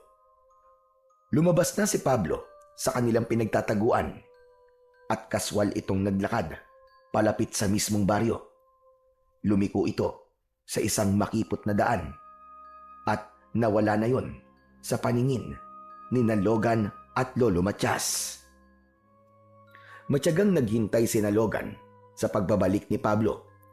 Ilang minuto pa lang ang nakakalipas ay nakaramdam na ng kaba si Logan para sa kanyang kaibigan. Ano na po kaya ang nangyari kay Pablo? Sundan ko na po kaya? Baka po nahuli na siya ng mga aswang eh. Kumalma ka. Ilang minuto pa lamang ang nakakalipas. Simula nang umalis si Pablo. Isa pa, parang hindi mo naman kilala ang kaibigan mo. Tuso siya, kaya sigurado ko na makakaisip siya ng paraan para makatakas kung sakaling mahuli man siya. Kinakabahan po ako, Lolo eh. Ngayon ko lang po napagtanto na mali yata itong naisip kong gawin natin. Mabuti na rin ito para alam natin ang nangyayari sa mga tao sa ating baryo. Ang totoo ay iniisip ko na itong gawin, pero hindi pa sana sa ngayon. Basta, ipagdasal na lang natin na makakabalik sa atin ang ligtas si Pablo. Habang naghihintay sa pagbabalik ni Pablo, ay ipinagdasal ni Logan ang kaligtasan ng kanyang kaibigan. Ngunit mas lalong tumindi ang kaba niya nang lumagpas na ang kalahating oras pero hindi pa rin bumabalik si Pablo. Lolo, lagpas na po ng kalahating oras pero wala pa rin si Pablo. Kailangan ko na po siya sundan. Pumirmi ka lang dito. Yan ang ayoko sa'yo, Logan eh. Masyado ka nagpapadala sa bugso ng iyong damdamin. Yan ang magpapahamak sa'yo, maniwala ka. Pero buhay po ng kaibigan ko ang maaaring nanganganib ng sandaling ito. Pasensya na. Pero sa pagkakataong ito, ay hindi niyo na po ako mapipigilan. Pupuntahan ko na po si Pablo. Tumayo na si Logan at handa na sana siyang umalis nang makita nila na mabilis na naglalakad si Pablo papunta sa kanila. Nang nasa harapan na nila si Pablo, ay doon na nakahinga ng maluwag si Logan. Salamat sa Diyos at bumalik ka na, Pablo. Abay, munti ka ng sundan ni Logan. Pasensya na kayo kung medyo natagalan ako. Hindi kasi ako maaaring bumalik kagad dito habang may mga aswang na nakatingin sa akin. Ano nakita mo? Sabihin mo sa amin, kumusta ang mga tao? Maraming nakakulong sa liwasan, pero may ilan na hindi nakakulong at nagsisilbi sa mga aswang at kay Draco. Isang aswang ang nakakita sa akin at sinabi ko na isa ako sa mga tagapagsilbi, kaya hindi siya naghinala sa akin. Mabuti naman kung ganun. Ibig sabihin, ay hindi pala totoo ang aking panaginip. Pero narinig ko na kada gabi daw ay may isang tao na inaalay kay Draco. Gabi-gabi ay isang buhay ang nawawala. Napakahayop talaga ng Draco na yun. Kailangan ko na talagang magpalakas para maaari ko na siyang makaharap. Ang mabuti pa ay sa kuweba na natin ipagpatuloy ang ating pag-uusap. Umalis na tayo bago pa may aswang na makakita sa atin. Sinunod ni Logan at Pablo ang sinabi ni Lolo Matias. Magkasama silang umalis ng tahimik, palayo sa kanilang baryo. Habang naglalakad pabalik sa kuweba kung saan sila pansamantalang nagtatago, ay mas lalong nag-alab ang puso ni Logan sa labis na puot para kay Draco at sa mga alagad nitong aswang. Masakit para sa kanya na malaman na inaalipin at ginagawang pagkain ni Draco ang mga tao sa kanilang baryo. Kapwa pagod na pagod ang tatlo nang makarating sila sa kuweba. Naupo silang tatlo habang habol ang kanilang paghinga. Pablo, maaari bang kumuha ka ng tubig sa ilog? Saka maghanap ka na rin ng ating makakain. Kailangan nating makabawi ng lakas. Ano? Bakit akong gagawa nun? Pare-parehas lang naman tayong pagod, di ba? Aba, bakit tila nagrereklamo ka na ngayon sa gawain mo na yan? Hindi ba ikaw mismo nagsabi na sa'yo ang toka ng paghahanap ng ating pagkain? Oo nga pala. Pasensya ka na, Lolo Matias. Nakalimutan ko. Bata ka, pero makakalimutin ka na. Sige na, kumilos ka na. Sige po, aalis po muna ako para maghanap ng pagkain nating tatlo. Nang makaalis na si Pablo, ay malakas na naisuntok ni Logan ang kanyang kamao sa lupa. Doon niya ibinuhos ang galit na kanina pa nais kumawala sa kanya. Naiintindihan ko ang nararamdaman mo, Logan. Maging ako ay galit na galit din sa mga nalaman natin kay Pablo. Hindi nararapat na maging alipin ng mga tao sa ating baryo. Higit sa lahat, hindi sila dapat maging pagkain lang ni Draco at ng mga alagad niyang aswang. Hindi ko po alam kung gaano katindi ang takot ng mga tao sa tuwing sasapit ang gabi habang iniisip nila na maaaring sila o isa sa mga mahal nila sa buhay ang kailangan mamatay. Lolo, gusto ko na pong harapin si Draco. Hindi ko na po kayang patagalin pa ang impyernong nangyayari sa ating baryo. Logan Iyo, sana ay maunawaan mo na hindi pa ito ang tamang panahon. Alam kong masakit, pero kailangan nating magtiis. Hindi sapat ang ating itak para talunin si Draco. Kahit ng mga agimat na aking dala, ay alam kong walang laban kay Draco. Pero Lolo Matias, kailan pa? Kailan pa darating ang tamang panahon na yan?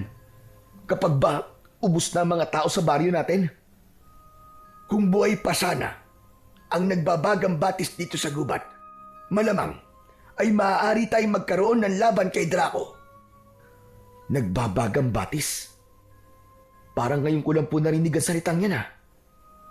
Hindi ka pa ipinapanganak nang matuklasan ng mga tao sa ating baryo ang nagbabagang batis dito sa gubat. Makikita mo yon kapag sinundan mo ang direksyon kung saan sumisikat ang araw. Nasa tabi yon ng dalawang magkatabi na puno ng balete. Ano po bang magagawa ng batis na sinasabi nyo? Ang nagbabagang batis ay hindi kagaya ng isang normal na batis lang. Yun ay literal na nagbabaga at nag-aapoy. Yun ay ginawa ng mga diwata upang maging instrumento para mas madaling mapatay ng isang tao ang mga aswang. Kapag inilublog mo ang iyong sandata sa nagbabagang batis, magkakaroon ng kakaibang kapangyarihan ng iyong sandata. Babalutin ito ng apoy sa tuwing ito ay gagamitin mo sa pakikipaglaban. Magiging mabisang sandata laban sa mga aswang ang sandatang na itutubog sa batis na yon. Kung ganun, kailangan po nating mapuntahan ng batis na sinasabi po ninyo. Hindi lahat ng sandatang itutubog doon ay nagkakaroon ng kapangyarihan. Pili lamang ang mga taong nabibigyan ng basbas ng nagbabagang batis, Logan. Isa pa, matagal nang wala ang nagbabagang batis dahil sa pang-abuso ng mga tao. Nagalit ang mga diwata dahil maraming tao na nabigyan ng basbas mula sa batis tapos ginamit lang sa kasamaan. Pero wala naman po mawawala kung pupuntahan po natin ang nagbabagang batis. Malay niyo po, ay muli yung lumitaw sa tagal ng panahon. Duda ako sa bagay na yan, Logan. Sigurado ko na hindi na yun muling lilitaw dahil kapag nagalit ang mga diwata ay hindi na muling ibabalik ng mga ito ang isang bagay na binawi na ng mga ito. Naputol ang pag-uusap ni Logan at Lolo Matias sa pagdating ni Pablo.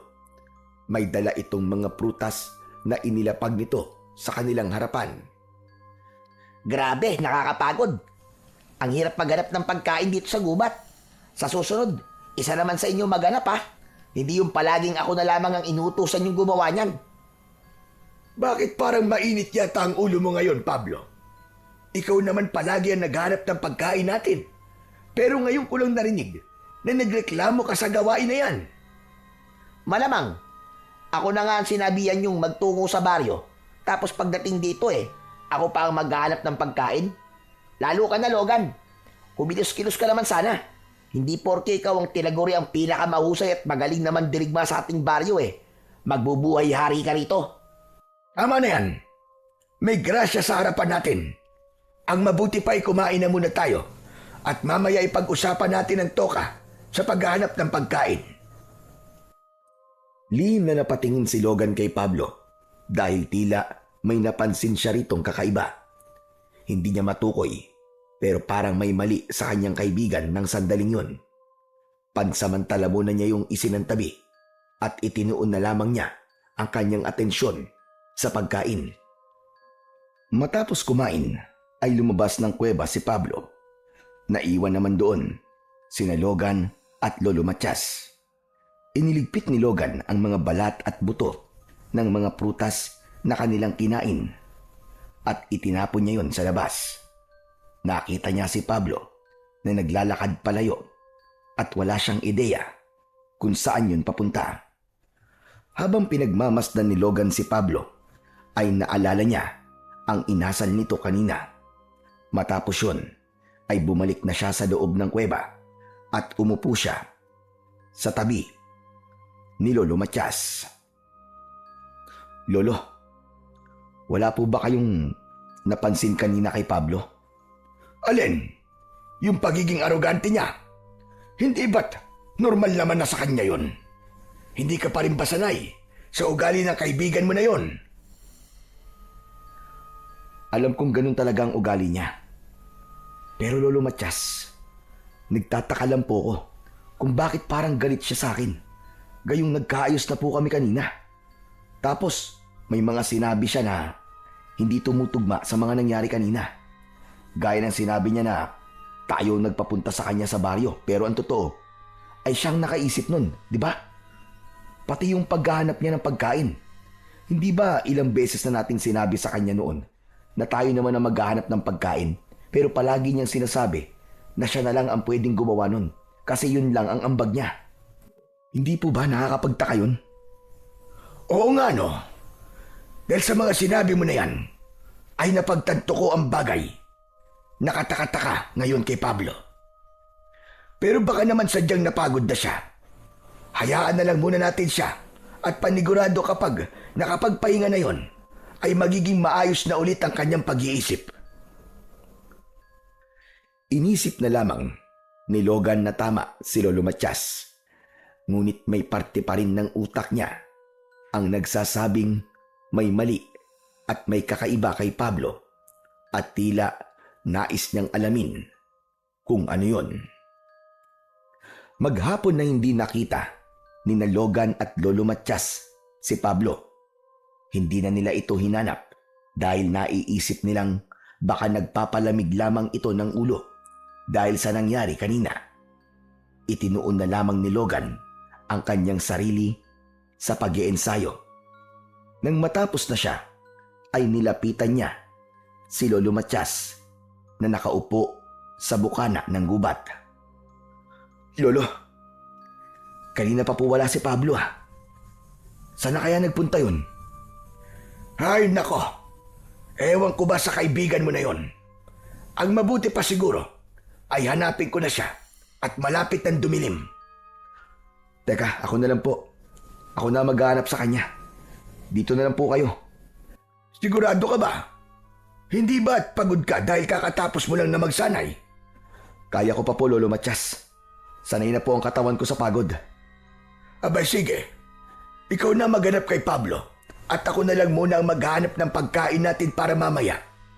Mag-iingat ka, Logan. Kayo rin po.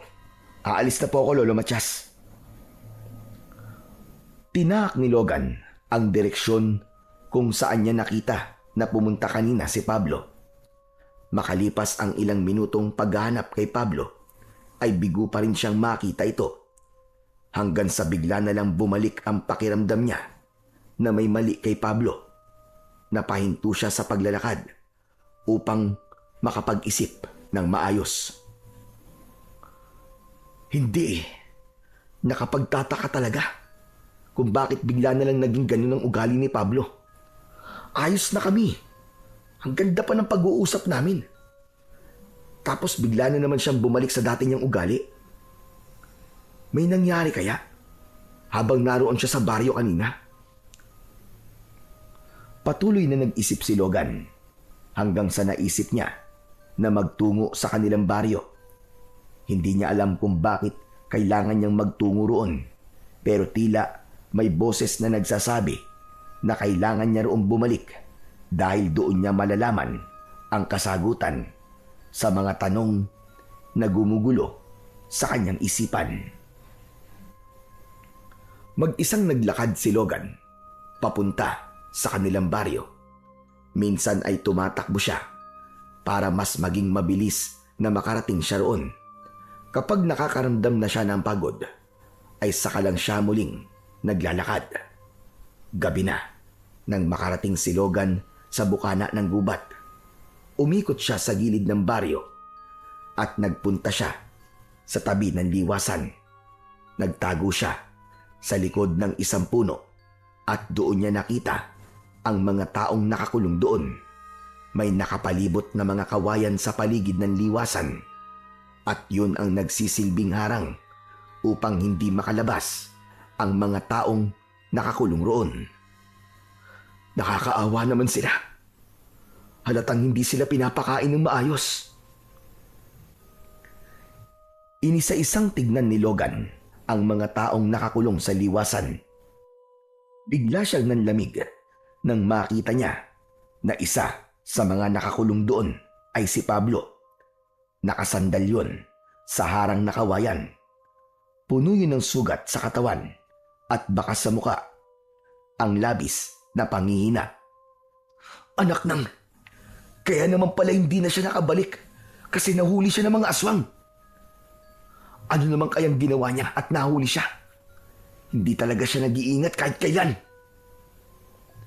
Tinignan ni Logan ng mabuti ang paligid. Wala siyang nakitang kahit isang aswang na nagbabantay sa kulungan. Marahil ay masyado ng tiwala ang mga aswang na walang mangangahas na tumakas sa mga taong naroon dahil sa labis na takot.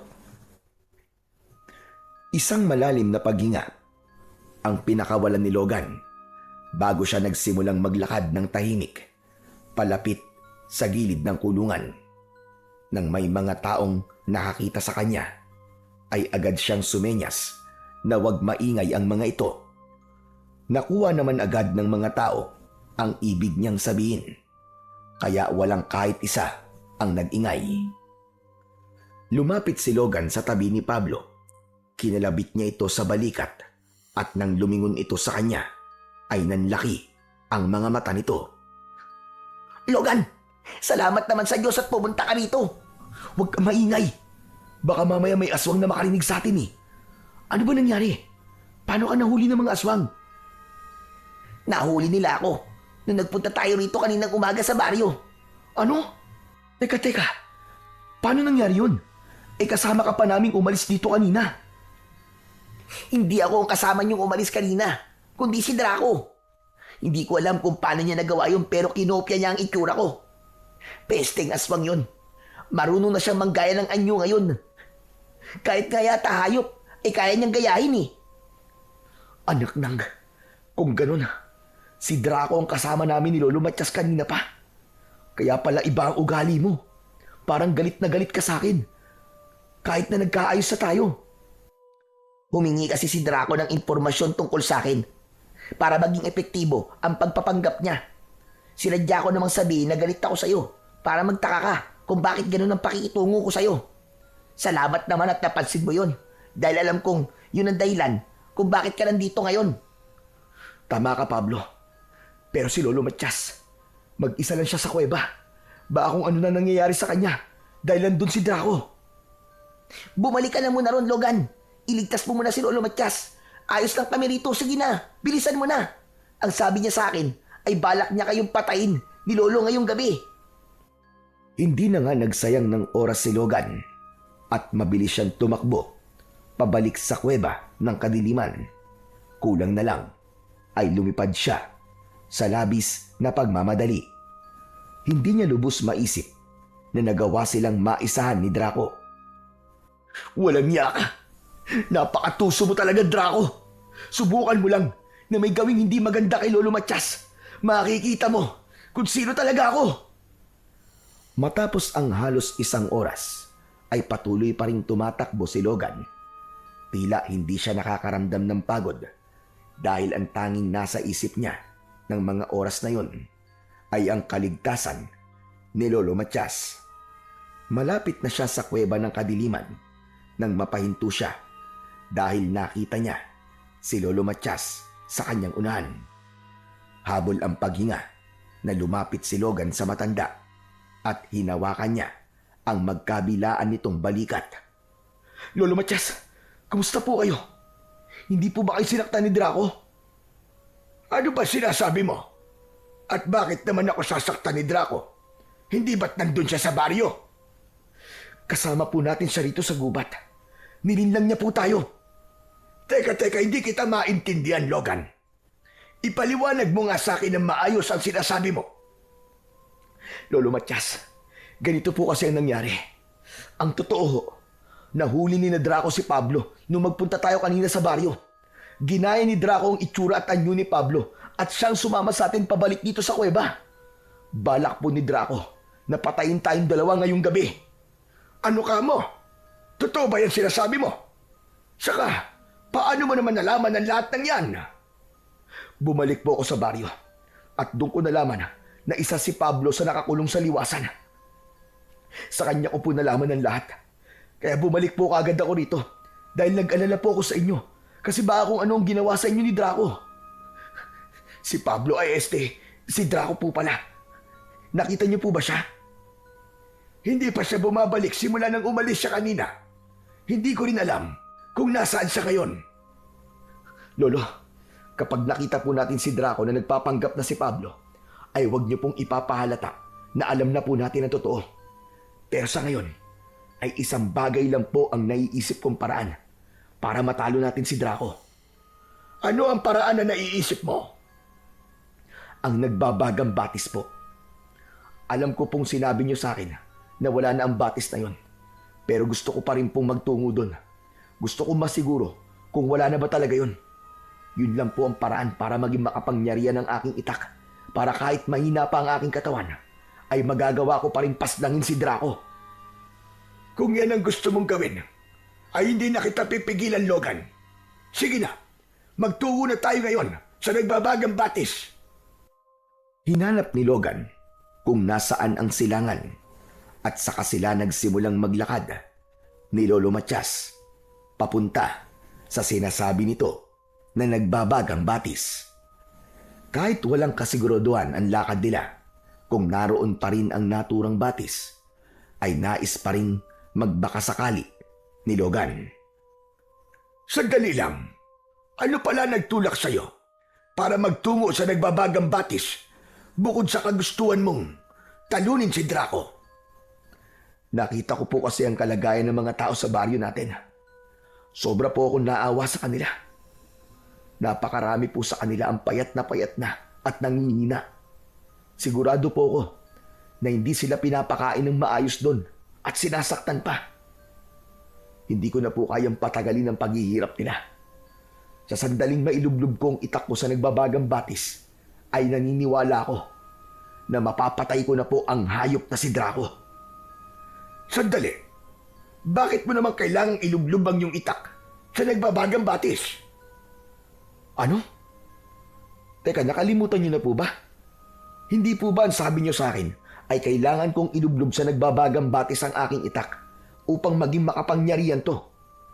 Ano po ba nangyayari sa inyo, Lolo Matias? Ay, oo nga pala, no. Nakalimutan ko. Sinabi ko nga pala sa iyo yun. Pasensya ka na. Sa dami ng mga nangyayari, ay nagiging makakalimutin na yata ako. Sana talaga ay magtagumpay ka sa pagpasla kay Draco para bumalik na ang kapayapaan sa ating baryo. Mangyayari yan, Lolo. Mangyayari yan. Basta't manalig lang po tayo palagi sa ating Panginoon. Hindi na muna nag-usap sina Logan at Lolo Matias. Itinuon nila ang kanilang atensyon sa pagtuntun sa nagbabagang batis.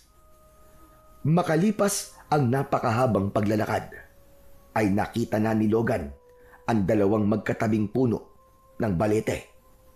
Sa unahan ng dalawang puno ay merong malalim na lupa na tila ba isang hukay. Lumapit sila roon. Nandito na po tayo. Yan na po ang dalawang puno ng balete na sinabi niyong palatandaan ng kinaroroonan na nagbabagang batis. Ngunit, nasaan na ang batis na sinasabi mo? Yang malalim na bahagi po ng lupa. Nararamdaman ko po na yan ang nagbabagang batis. Hindi po ba sabi nyo ay may mga diwatang nagbabantay dyan? Kailangan ko po sigurong makausap sila. Tumayo si Logan sa tabi ng palalim na lupa. Huminga siya ng malalim at siniguro niya na ang mga susunod niyang sasabihin ay mula sa kanyang puso. Mga diwata! Mga kaibigan diwatang nagbabantay sa nagbabagang batis. Nakikiusap ako sa inyo. Ibalik niyo ang nagbabagang batis kahit sa huling pagkakataon. Hindi ko to hinihiling para aking sarili, kundi para sa aming baryo na nawawasak dahil sa mga pesting aswang.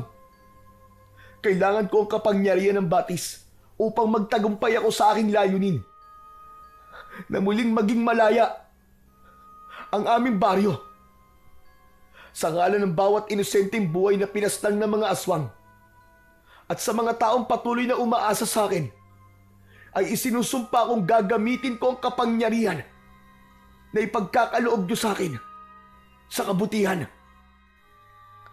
Nagulat si Logan nang bagyang gumalaw ang lupa. Animo ay lumindol. Sa gitna ng hukay na nasa kanyang harapan ay sumingaw ang makapal na puting usok. Bumulwak ang tubig kasabay ng usok at sa isang kisap mata ay napuno ng tubig ang dating tuyong batis. Unti-unting kumulo ang batis hanggang sa tuluyan na yung nagbaga at nag-apoy. Hindi makapaniwalang napatingin si Logan kay Lolo Matias. Lolo, nagtagumpay tayo. Pinakinggan ako ng mga diwata. Ibinalik na nila ang nagbabagang batis. Huwag ka na magsayang ng sandali, Logan. Sige na, bilisan mo. Gawin mo na ang dapat mong gawin. Lumuhod si Logan sa gilid ng nagbabagang batis. Inilublub niya roon ang kanyang itak at naramdaman niya ang kakaibang enerhiya na gumapang sa kanyang katawan. Sigurado siya na ang enerhiyang yon ay mula sa batis. Nang iangat niya ang kanyang itak, ay labis siyang namanga sapagkat nagbabaga na rin yun at balot na yun ng apoy. Maraming salamat po mga diwatang nagbabantay sa nagbabagang batis. Salamat po talaga. Umasa kayo na magiging totoo ako sa mga ipinangako ko sa inyo. Gagamitin ko to sa kabutihan. Ipagtatanggol ko ang aming baryo laban sa kampon ng kadiliman. Lolo, tara na po. Hanapin na po natin si Draco. Sandali lang, Logan. Maaari ko bang mahawakan ng iyong itak? Ano po? Pero bakit po, Lolo Matias? Kailangan pa ba ng dahilan para ipahawak mo sa akin yan? Sundin mo na lang ako. Pero hindi ko po alam kung maaari ko ba itong ipahawak sa inyo. Baka po, mawala kapangyarihan ito pag pinahawak ko sa ibang tao. Huwag ka nang marami sinasabi. Ibigay mo na lang sa akin ang itak. Nabigla si Logan sa pagsigaw na yun ni Lolo Matias. Kilala niya ang matanda na kahit gaano katindi ang emosyon nito, ay hindi nito nagagawang sumigaw. Nang sandaling yun, ay nagkaroon siya ng duda kung si Lolo Matias nga ba talaga ang kanyang nasa harapan. Bakit ba hindi ko napansin kaagad kanina? Huwag ka na magpanggap, Draco. Alam kong hindi ikaw si Lolo Matias. Isang malakas na tawa ang pinakawalan ni Lolo Matias. Biglang nagkulay pula ang mga mata nito at doon na ito nagsimulang magbago ng anyo. Sa isang iglap ay naging si Draco, si Lolo Matias. Ngayon, ibigay mo na sa akin ang iyong itak. Magagamit ko yan sa aking pakikipaglaban. Huwag kang mag-alala. Dahil kapag ipinagkaloob mo yan sa akin, ay pakakawalan ko na ang mga tao sa inyong baryo. Hindi ako tanga para maniwala sa mga sinasabi mo. Humanda ka. Dahil katapusan mo na, Draco! Biglang sumugod si Draco. Tinaga ito ni Logan, pero mabilis na nakaiwas ang aswang. Nagpalitan sila ng pag-atake hanggang sa isang malalim na hiwa ang tumama sa dibdib ni Draco. Sumirit ang maitim na dugo nito, ngunit hindi pa rin ito bumagsak. Bagkus ay lalo pa itong nagngalit at tumitig ng masama kay Logan. Umatras ng bahagya si Draco. Hindi ako nagpakahirap para makatakas sa kuweba ng kadiliman para lang mapatay ng isang kagaya mo. Ang pamilya mo ang matagal ng tinik sa aking lalamunan. Kaya sisiguraduhin ko na kahit may makapangyarihan kang itak, ay hindi ka magtatagumpay na paslangin ako. At hindi rin ako papayag na hindi kita mapapaslang bago sumikat ang araw. Sandali lang. Hindi ba't nang nilublog mo yung itak mo sa nagbabagang batis ay naging makapangyarihan ito? Ano kaya ang mangyayari kung ako mismo ang lumublog sa batis? Anong sinasabi mo? Marahil kapag ginawa ko yun, ay mas magiging malakas at makapangyarihan ako. Ako na ang hihirangin na pinakakinatatakutang aswang sa balat ng lupa. At kahit ang itak na hawak mo, ay hindi ako magagawang patayin. Nababaliw ka ng hayop ka. Oo, baliw ako. Baliw na baliw ako sa kapangyarihan. Ngayon, tignan natin kung magagawa mo pa akong patayin sa aking gagawin. Nagimbal si Logan nang biglang tumalon si Draco sa nagbabagang batis. Mabilis itong nilamon ng batis at napatulala siya ng ilang segundo sa ginawang yun ni Draco. Biglang kinabahan si Logan. Naisip niya na kung magiging mas malakas nga si Draco, ibig sabihin ay wala na silang magiging laban dito kahit ano pang makapangyarihang sandata ang kanilang gamitin. Nang sandaling yun ay dumating na si Lolo Matias. Sabi ko na nga ba at nandito ka? Diyos ko, ano ito? Ang nagbabagang batis, bumalik na! Lolo, ginaya po kayo ni Draco. Akala ko po ay kayo siyang. Ano ka mo? Mahabang kwento po. Pero sa ngayon, ay inilublob po ni Draco ang sarili niya sa nagbabagang batis. Ang sabi niya ay magiging makapangyarihan daw siya kapag ginawa niya yon. Napatingin sina Logan at Lolo Matias sa batis. Nang mula roon ay unti-unting umaon si Draco. May nakakatakot na ngising nakapaskil sa muka ng aswang. Tumayo si Draco sa gilid ng nagbabagang batis. Nararamdaman ko na. Nararamdaman ko na ang kapangyarihan na ipinagkaloob sa akin ng batis. Ngayon, humanda kayong dalawa. Dahil katapusan nyo na! Nagsimulang humakbang si Draco, papalapit kina Logan at Lolo Matias. Lolo, sige na po. Umalis na kayo. Ako na ang bahala sa kanya. Ako ang harap sa kanya. Hindi! Hindi kita iiwan. Dalawa tayong haharap sa kanya at papatay. Ngunit nabigla si Draco dahil sa bawat pagakbang nito ay may mga nalalaglag na parte ng laman nito. Una ay sa binti. Sunod naman ay sa braso. Hanggang sa maging ang laman nito sa pisngi ay nalalaglag na rin. Unti-unting bumagal ang pagakbang ni Draco. Sandali! Ano to? Ano to? Ano nangyayari sa akin? Hindi maaari ito! Hindi mo ba alam na tanging sandata lamang ang maaaring ilublob sa nagbabagang batis? Tignan mo nangyayari sa iyo ngayon. Dahil sa kasakiman mo, sa kapangyarihan, ikaw mismo ang nagtulak sa sarili mo, sa iyong kamatayan. Sinubukan pan lumapit ni Draco kina Logan, pero biglang nagliyab ang katawan nito. Umalingaw-ngaw ang sigaw ni Draco sa buong kagubatan. Maya-maya pa ay bumagsak na ito sa lupa habang patuloy yung nilalamon ng galit na apoy. Lolo, nagtagumpay tayo.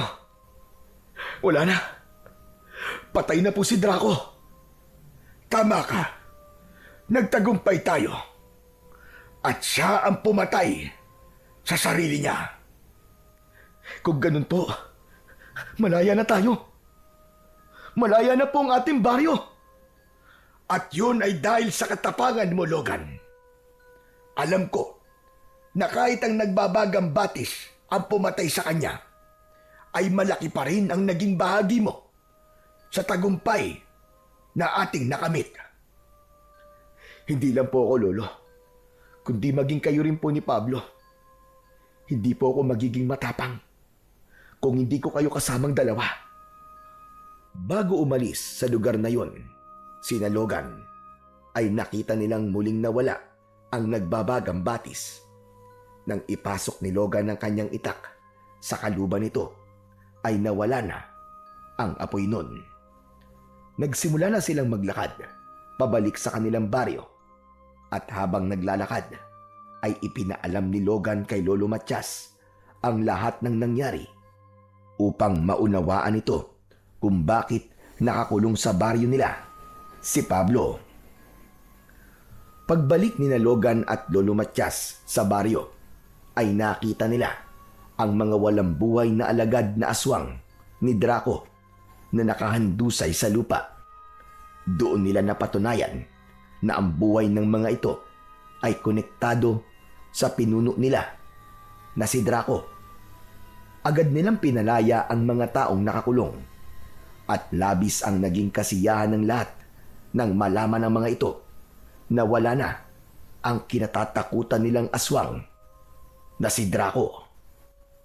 Sa mga sumunod na araw ay mas naging matatag ang pagkakaibigan ni Logan at Pablo, habang ang kapangyarihang kaloob ng nagbabagang batis ay nanatili pa rin sa itak ni Logan bilang paalala ng tungkulin niyang protektahan at ipagtanggol ang kanilang baryo laban sa lahat ng uri ng kasamaan, lalong-lalo na sa mga aswang.